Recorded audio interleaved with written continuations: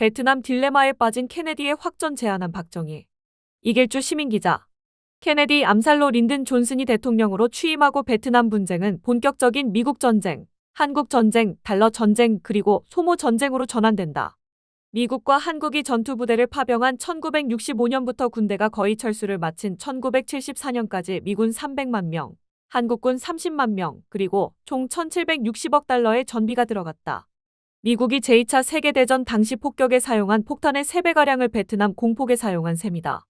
땅을 뺏고 차지하기 위한 전쟁이 아니라 일단 부시고 죽이기 위해 모든 수단을 동원하는 전쟁이 소모전이다. 베트남 전쟁을 국제전쟁으로 변환시키고 폭력성을 대폭 확대한 존슨의 전임자 케네디는 시종 베트남 딜레마에서 벗어나지 못했다. 이상과 현실 가운데서 갈 길을 잃었다. 베트남의 자유주의 반공, 현대 국가를 세우겠다는 그의 정책 비전의 전제 조건은 안보 보장이다. 북베트남의 지원을 받은 민족해방전선은 이 전략의 취약성을 정확히 꿰뚫고 있었다. 정부에 대한 불신과 안전이 확보되지 않으면 나라 만들기는 공연불이다. 필요에 따라 전력 낭비가 적은 소규모 작전을 통해 남베트남군을 괴롭힐 수 있음을 상기시키면서 정부의 행정력과 통제력을 무력화하는 전략을 구사했다. 이 상황에서 미국은 전투에 직접 개입할 수 없었다. 그렇다고 공산 세력을 압도할 능력 발휘를 하지 못하는 남베트남 정부만 바라보고 있을 수도 없었다. 어떤 학자들은 케네디가 1964년 대선까지 어정쩡하지만 불가불 군사고문단을 중심으로 현상 유지를 하면서 1964년 재선에 성공하면 남베트남을 포기할 생각이었다고 추측한다. 정답을 알 수는 없지만 케네디는 끝까지 남베트남의 변화 가능성을 포기하지 않았다. 1961년 5월 처음 파견된 군사고문단은 600명. 이 숫자는 1962년 말에 1만 1000명, 1963년 말에 1만 6천 명으로 늘어났다. 빠르게 증가한 군사고문단 규모는 케네디의 희망과 동시에 딜레마를 읽게 한다. 이들은 남베트남 군대로부터 몇 발짝 뒤에 떨어져 남베트남이 자신을 도울 수 있도록 지원한다는 명분을 갖고 총이 날아오는 전장에서 비전투 요원으로 서 있었다. 이 딜레마를 종식한 인물이 린든 존슨과 박정희이다. 이들은 베트남 분쟁에서 자유주의 나라 건설의 이상을 뒤로 빼고 전쟁 승리를 목표하자고 의기투합했다. 취임 때부터 잘 사는 나라와 못 사는 나라가 공통의 선으로 하나된 진보를 향한 새로운 동맹 관계의 이상을 붙들고 있던 케네디의 전략은 이들에게 순진하게 보였을 수도 있다. 동생이 잘 되려면 형이 나서서 이를 방해하는 적과 싸워 이겨야 한다는 단순 논리를 폈다. 싸움에는 모든 수단을 동원할 수 있다는 기본으로 돌아갔다고 할 수 있다. 존슨과 박정희의 악수는 뜨거웠지만 이들의 동맹은 성공하지 못했다. 1975 남베트남은 패망한다. 1954년 프랑스가 인도차이나를 떠난 이후 미국은 마치 앙탈하는 아이 같은 남베트남을 등에 업고 10년을 버텼다. 미국의 발목을 잡은 근본 원인은 미국 스스로가 만들어낸 이율배반의 논리였다. 암살되기 5개월 전인 1963년 6월 당시 미국인들이 최고로 존경하고 신뢰했던 월터 크론카이트 CBS 방송 뉴스 진행자와 인터뷰하면서 케네디는 보기 드물게 자신의 속내를 털어놓았다. 미국이 돕지만 결국 베트남 전쟁은 남베트남인의 전쟁이라 했다. 승패는 그들의 몫이었다. 하지만 현실은 그렇지 않았다.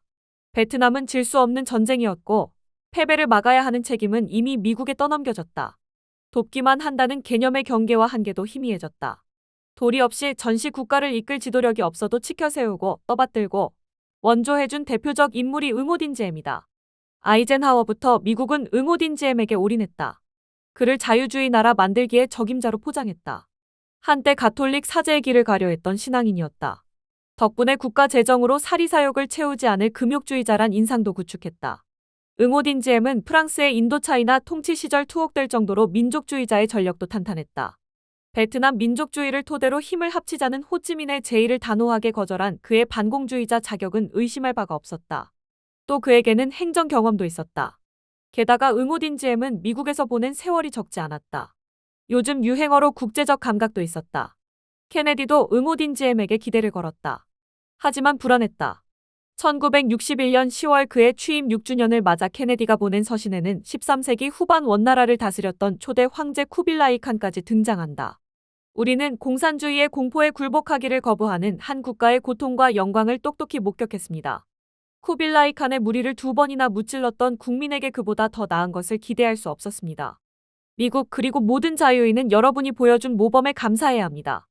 이 극적인 수사 뒤에서 케네디는 고민했다. 미국은 응오딘지엠이 공산 세력과의 싸움에서 이겨 자유와 풍요가 있는 나라를 만들 수 있는 인물인지 알 수가 없었다. 케네디는 신뢰했던 군사문제 정책 보좌관 테일러 맥스웰 장군을 1961년 10월 베트남으로 보냈다. 공산권의 다각도 도전에 직면한 자유세계의 리더 미국은 유연한 대응책을 마련해야 한다는 주장으로 케네디의 신뢰를 얻은 인물이다. 케네디는 소문난 매파 월트 로스토우 안보 담당 특별 부보좌관을 테일러와 동행시켰다. 개발도상국들이 자본주의 틀 안에서 경제의 단계적 변화를 추구하면 종국에는 풍요로운 소비 사회가 도래한다는 개발 모델을 제시한 경제학자이다. 테일러의 제안은 케네디의 베트남 딜레마를 해결하는 데는 도움이 되지 못했다. 오히려 심화시켰다. 미국이 군사적으로 더 깊이 개입해야 할 필요가 있었다. 1. 공산 세력에 대한 정보 수집 능력을 강화하고 2. 북베트남에 의한 침투를 더욱 강력히 저지할 것. 3. 남베트남의 비정규 병력과 작전 지역의 병력을 신속히 투입할 수 있는 공중 이동 수단을 증강할 것. 4. 주로 후방 지원 역할을 할 6천에서 8천 규모의 미군 병력 파병으로 요약된다. 특별한 것은 없다. 전선에서 열세에 있는 쪽이 당장 취할 수 있는 상식선의 조치들이다. 이 뒤에 더 중요한 보고가 있었다.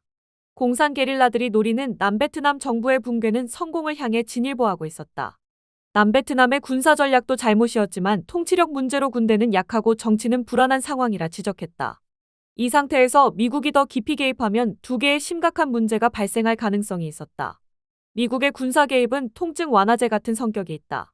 증상을 멈춘 상태에서 몸이 나아지면 좋지만 고열 증상이 계속되면 투약해야 하는 양이 계속 늘어난다.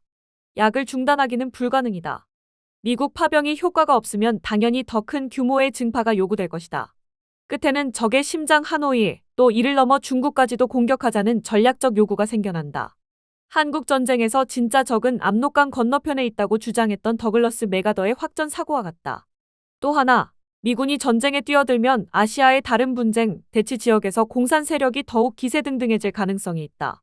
그럼에도 테일러는 주로 후방 지원 업무를 담당하지만 미군 파병을 피할 수 없다고 했다. 머지않아 미국을 베트남의 수렁으로 깊이 빠져들어가게 할 논리가 이때 등장한다. 다른 어떤 조치도 미국이 진지한 의도를 가지고 있다는 것을 보여주지 못할 것이고, 따라서 베트남 국민과 정부, 그리고 동남아시아의 다른 미국의 우방국과 동맹국들을 안심시킬 수 없을 것이다. 조직폭력배와 관련된 영화에 등장하는 대사와 같다. 두목은 어떤 경우에도 쪽팔리면 안 된다. 케네디는 테일러 보고서를 받고 약 10일 후 박정희와 만났다. 이솝 우화의 여우와 두루미가 있다. 내용은 조금씩 달라도 담긴 메시지는 같다. 친한 사이인 여우가 두루미를 식사에 초대했다. 여우는 친절하게 둥근 접시에 담긴 음식을 내왔다. 부리가 긴 두루미라 접시의 음식을 먹기는 불가능이다. 여우가 자신을 골탕 먹이려 했다고 생각한 두루미는 여우를 집으로 초대해 호리병에 음식을 담아내왔다. 두루미가 그랬던 것처럼 여우도 쫄쫄 굶어야 했다. 한국의 베트남 전쟁 참전과 관련해서 케네디와 박정희가 주고받은 대화는 이 우화를 떠올리게 한다. 박정희는 백악관에서 아주 친절하게 최고의 음식을 내놓았다. 음식 이름은 한국의 베트남 개입이었다. 하지만 케네디는 입을 댈 수 없었다. 한국군의 베트남 파병은 이 시점에서 위험하기까지 한 단순화된 냉전 사고의 반영이었다. 이를 케네디가 박정희에게 반하게 된 파격, 감동적 제안이라는 주장은 설득력이 없다. 그들의 대화를 차분히 분석하면 외교 관계에서 피해야 하는 접근 방식을 일깨우는 교훈도 얻을 수 있다. 케네디에게 베트남 사태가 최대로 심각한 외교 사안이었다. 그래서 이날의 대화는 베트남에서부터 시작했다. 남베트남의 붕괴를 막아야 하는데 상황이 좋지 않았다. 응오딘지엠의 군대로는 할 수 없음이 분명해지고 있었다. 결국 미군이 개입해야 하지만 불확실성이 많았다. 진정한 해결책은 베트남인들이 스스로 해결하고 해외의 도움에 크게 의존하지 않는 것이다. 케네디는 박정희에게 혹시 딜레마에서 빠져나올 방법이 있냐는 듯 물었다. 박정희는 외교적 수사를 섞어 대답을 시작했다. 초청에 대한 감사의 표시를 했고, 이 시점에서 미국의 최대 관심사였던 한일 관계 정상화에 대한 그의 의지도 밝혔다. 하기야 박정희는 도쿄를 거쳐 미국에 왔다. 한국은 세계 곳곳에서 자유를 지키기 위한 미국의 희생을 인지하고 협력하길 원한다고 했다. 이를 위해 한국은 미국의 짐을 덜어주어야 했다. 한국과 일본이 관계를 정상화해 결국 아시아에서 미국의 발길을 가볍게 해주는 일이고 자유세계를 더욱 강하게 하는 길이라 했다. 케네디의 의중을 정확하게 읽었다. 문제는 다음이다. 이어지는 베트남과 관련된 박정희의 발언은 성숙한 외교는 아니었다. 영화 장면에서처럼 형님 맡겨만 주십시오 소리가 들리는 듯하다. 다음이 원문인데 정확한 이해가 필요하다. 동남아시아, 특히 베트남과 관련하여 의장은 확고한 반공 국가로서 한국이 극동 지역의 안보에 기여하기 위해 최선을 다할 것이라고 밝혔다. 북베트남에는 잘 훈련된 게릴라 부대가 있다. 한국에는 이러한 유형의 전쟁에 익숙한 잘 훈련된 100만 병력이 있다. 이들은 정규군에서 훈련을 받았고 현재는 분리되어 있다. 미국의 승인과 지원을 받아 한국은 베트남에 자국 군대를 파견하거나 정규군이 필요하지 않을 경우 지원병을 모집할 수 있다. 이러한 조치는 자유 세계 국가들 사이의 행동의 통일성이 있음을 입증할 것이다. 출발 직전 한국 고위 장교들과 이 문제를 논의했다. 모두 적극 환영했다. 그는 대통령이 군사 고문들에게 이 제안을 검토하고 결과를 보고하도록 지시할 것을 제안했다.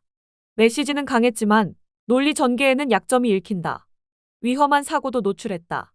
첫째, 케네디의 새로운 전략적 사고를 정확히 읽지 못했다. 그는 이념으로 양분된 세계, 두 대립 세력의 지도 국가들이 엄청난 비용을 감당하면서 핵무기의 의존의 불확실한 공포의 균형을 유지하는 현 상태를 바꾸자고 제안한 바 있다. 박정희는 여기서 자유주의 세계가 결집해 공산 세력에 맞서자는 양극, 강대, 강 전략을 제시했다. 케네디도 국제 다자주의자이지만 지역의 군사 동맹 또는 연합군을 우선순위를 두지 않았다. 동서가 크게 붙어야 한국에 돌아올 혜택도 많다는 계산도 느껴진다. 둘째, 재래식 전력의 효율성에 대해 의문을 갖고 한국군과 주한 미군 감축 방안을 검토하고 있던 케네디에게 한국의 게릴라전에 투입될 수 있는 100만 대군이 준비되어 있다고 자랑을 한 모양새였다. 현재 60만 명도 비대한 병력이라 판단한 케네디 정부 앞에서 거기에 40만 명을 더했다. 셋째, 1961년 큰 규모의 북베트남 병력이 남으로 침투에 준동하고 있는 전황은 아니었다. 1959년 북베트남이 남부의 민족해방전선 지원을 결정하고 호치민 루트를 통한 병사와 물자의 침투가 이루어졌지만 베트남 사태에서 남베트남의 민족해방전선이 투쟁의 주체였다. 마오쩌둥의 외침대로 게릴라 투쟁은 인민의 전쟁이다. 인민의 지원으로 지속되고 인민의 마음과 생각을 잃어버리면 배는 성난파도에 난파되어 침몰한다. 한국군은 산악지대, 해변, 강가를 통해 침투하는 북한의 무장 간첩에 대한 대응 훈련이 되어 있었다. 하지만 남베트남의 민족해방전선은 밀림에서 민간인의 틈에 섞이고 그들의 지원을 받아 치고 빠졌다. 사이공과 같은 도시에서는 타격 능력 과시와 공포 유발을 목적으로 한 테러 전략을 구사하는 전혀 다른 형태의 도전이었다. 이 상황에서 박정희는 정규군이 껄끄러우면 지원병을 보낼 수 있다고 했다. 비록 패했지만 DMBM프에서 활약한 외인 부대를 생각했을 가능성이 높다.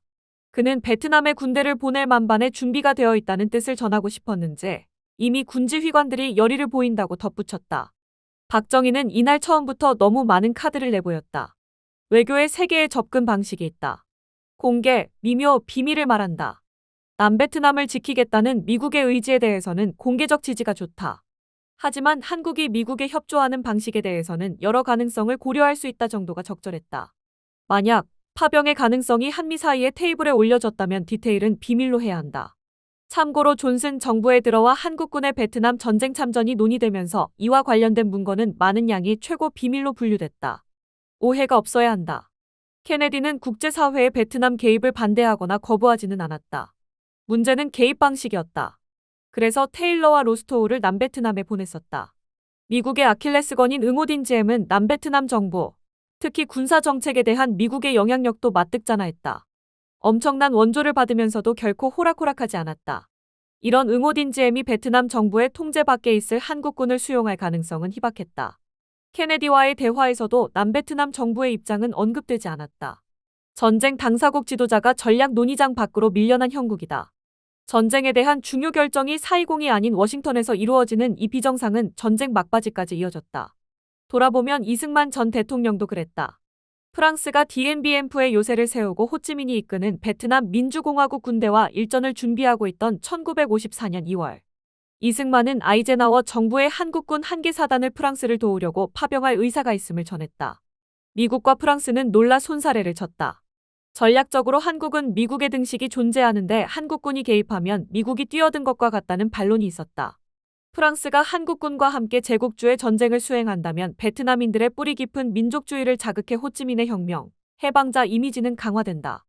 프랑스는 더욱 고전할 것이 뚜렷했다. 박정희의 제안에 대한 케네디의 반응은 그가 암살당할 때까지 헤어나오지 못하는 딜레마를 그대로 보여준다. 박정희의 파병 제안에 감사하고 미 정부의 고위 관계자들이 이를 검토 연구할 것이라 전하면서 베트남 전쟁과 관련해서 한국이 필리핀과 대화하는 것도 좋다고 했다. 박정희로서는 뜻밖이었을 것이다. 그는 베트남에서 미국과 한국이 파트너가 되길 바랐다. 그래야 제대로 된 투자다. 하지만 케네디는 아시안 국가들의 협력 또는 내지는 동맹을 원했다. 프랑스가 큰 희생을 치르고 깨달은 대로 베트남 같은 상황에서 얼굴색이 하얀 서양인이 할 수 있는 일에는 한계가 있음을 케네디는 알았다. 케네디는 베트남에서 한국의 역할을 명확하게 배제하지 않았다. 하지만 베트남 전선에서 한미동맹은 그의 전략사고 안에 들어있지 않았다. 이 사실은 케네디 박정희 공동성명에도 드러난다. 양국은 베트남 사태를 거론하지 않기로 했다. 두 사람이 태평양 지역에서 외부로부터의 무력 침략 위협에 대한 상호 방위 문제를 토의했다 정도로 표현했다. 실제로 논의가 있었던 민감한 사안이었지만 마치 아무 언급도 없었다는 듯 지나갔다. 민정 회복의 엄숙한 약속 이행이 케네디 정부에는 더욱 절실했다. 군정에 의한 자유주의 나라 건설은 케네디에게 모순어법이었다. 미국이 한국의 베트남 파병에 대해 부정적이었던 이유가 또 하나 있다. 국방성 장관 로버트 맥나마라가 박정희가 귀국한 뒤에도 서울에서 간간히 들려오는 파병 제안을 냉정하게 잘랐다. 베트남에 주둔하는 한국군 유지 비용은 미국이 지불해야 하는데 차라리 베트남 사람들에게 직접 돈을 주고 일을 시키는 게 낫다고 했다. 나중에 용병 시비를 불러오는 보상 필요성을 일찍 인지하고 있었다고 할 수 있다. 한국군 개입을 꺼리는 워싱턴의 정서를 반전시키는 동력은 상징적으로 표현의 죽음에서 나왔다. 1963년 11월 응오딘잼, 케네디는 암살당했다. 하지만 그전 베트남 전쟁과 관련해서 또 하나 죽음이 역사의 변화를 불러왔다. 1963년 6월 베트남의 불교 승려 틱광득이 분신했다. 세수 66세로 존경받는 종교 지도자였다. 그는 가톨릭 교도들을 우대하고 불교도를 차별한 소위 갈라치기의 명수 응오딘지엠 정권에 항의하기 위해 소신공양을 했다. 그의 몸이 타는 광경을 담은 사진은 세계로 퍼져나갔다. 슬프고 충격적인 일이 역사적 비극이 되는데 필요한 요소가 사후 대응이다. 응오딘지엠의 반응은 충격적이었다. 오늘 이른 아침, 진실을 숨기고 정부의 선의에 의심을 심어주려는 극단주의자들의 선동에 중독된 일부 사람들로 인해 부당한 살인 사건이 일어났는데 이는 나를 매우 슬프게 했습니다. 틱광득이 선동가들에 의해 죽임을 당한 것과 같다는 주장이었다. 미혼인 응오딘지엠을 위해 영부인 역할을 해온 동생의 부인 쩔레수어는 이 분신 사건을 외국에서 수입해온 휘발유를 낭비한 바비큐라 했다. 반대로 케네디는 역사상 그 어떤 뉴스 영상도 이 사진만큼 전 세계에 큰 감정을 불러일으킨 일이 없다고 반응한 것으로 전해진다. 절대 잊히지 않을 사건이란 말이다. 그가 옳았다. 응오딘지엠은 자유주의 나라 만들기는 버려야 할 꿈이었다. 5개월 후인 11월 1일 4.20은 군사 쿠데타로 다시 소란해졌다. 반란군 세력에 체포되어 끌려간 응오딘지엠과 그의 비밀경찰 조직의 수장 동생 응오딘유는 다음날 살해됐다. 미국이 이 쿠데타에 어느 정도 관여했나는 아직도 논쟁거리이다. 미국이 응오딘지엠을 몰아내도 좋다는 메시지를 군부에 전하지는 않았지만 그런 해석이 가능한 신호는 있었던 것으로 보인다. 흥미로운 사실이 하나 있다. 박정희의 백악관 방문 2주 뒤인 1961년 11월 30일. 케네디는 몽구스 작전을 제거했다. 그에게 누네가시와 같은 쿠바의 피델 카스트로의 제거를 위해 다양한 수단을 한데 묶은 작전을 말한다. 쿠바의 반군을 상륙시켜 카스트로 정권을 무너뜨리려 했던 무모한 개입의 상징 피그만 침공 사건이 6개월 전이었다. 박정희와의 대화 중에 케네디는 쿠바를 언급했다. 안보와 관련해 적과 대치하고 있는 한반도의 심각성을 모르는 바 아니나 지금 미국의 가장 어려운 과제는 이란, 베트남, 쿠바에서 일어나고 있는 것과 같은 다른 종류의 투쟁이라고 했다. 적인 쿠바와 우방인 남베트남은 다르지만 자유주의 나라 건설을 위한 진보를 향한 새로운 동맹 같은 이상주의 뒤에는 국익을 지키기 위해서 모든 방법을 동원하는 미국의 모습도 존재한다. 반응오딘지엠 쿠데타는 영어 수거 2개로 상황 설명이 충분하다. His days are numbered와 go down the toilet이다. 남베트남이 변기의 오물처럼 밑으로 빨려나가는 상황에서 응오딘지엠의 날들은 어차피 길지 않았다. 권좌를 포기하고 프랑스 같은 나라로 망명할 수도 있었지만 그런 수모를 받아들일 수 있는 성정이 아니었다. 미국에 대한 기대도 없지 않았다. 이로써 케네디 딜레마 한 부분이 사라졌다. 유명한 국방성의 비밀 보고서 펜타곤 문서는 미국이 응오딘지엠 외에 대안이 없다는 신드롬에 시달렸다고 했다. 이 애증의 딜레마가 끝나고 미국은 독선, 권위의식 불통으로 상징되는 응오딘지엠이 사라진 자리에 합리주의, 유연성, 또 미국과의 대화가 가능한 지도력을 구축할 수 있다는 기대감을 감추지 않았다. 미 국무성은 쿠데타 세력을 인정하고 상황을 정리해야 미국의 남베트남 내정 문제에 관여한다는 인상을 피할 수 있다는 논리를 폈다. 가능한 한 빨리 헌정 질서를 회복해야 한다는 메시지도 나왔지만 요즘 유행어로 쉴드를 친 모양새였다. 그러던 중 22일 케네디가 암살당했다. 린든 존슨 정부 들어서 남베트남은 군부 쿠데타가 이어지는 혼돈에 빠졌다. 베트남 분쟁은 케네디가 탈피하고 싶어 했던 양극성 분열 구도 속의 강대 강격전장이 된다. 1961년 박정희가 상정했던 베트남 전쟁의 그림이다.